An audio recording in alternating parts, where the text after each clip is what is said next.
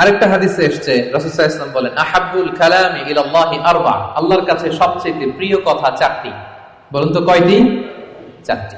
আল্লাহর কাছে সবচেয়ে প্রিয় কথা চারটি। এক হচ্ছে সুবহানাল্লাহ, দুই হচ্ছে আলহামদুলিল্লাহ, তিন হচ্ছে লা ইলাহা ইল্লাল্লাহ, চার হচ্ছে আল্লাহু আকবার। সুবহানাল্লাহ, আলহামদুলিল্লাহ, লা ইলাহা ইল্লাল্লাহ, আল্লাহু আকবার। এই চারটা কথা আল্লাহর কাছে সবচাইতে প্রিয়। কোনো সিকোয়েন্স রাখা লাগবে না, যেভাবে মন চায়। রাসূল সাল্লাল্লাহু আলাইহি ওয়াসাল্লাম বলেন, লা ইয়াদুররুকা বিআইয়িহিন্না বাদাতা, যেটা দিয়ে তুমি আগে শুরু করবে অসুবিধা নেই। আগে পড়তে পারেন লা ইলাহা ইল্লাল্লাহ, আগে পড়ুন সুবহানাল্লাহ, আগে পড়ুন আল্লাহু আকবার, আগে পড়ুন আলহামদুলিল্লাহ, কোনো সমস্যা নেই। তাহলে আল্লাহর কাছে সবচাইতে প্রিয় কথা কয়টি? চারটি। এটা আমরা জেনে গেলাম, সুবহানাল্লাহ, আলহামদুলিল্লাহ, লা ইলাহা ইল্লাল্লাহ, আল্লাহু আকবার।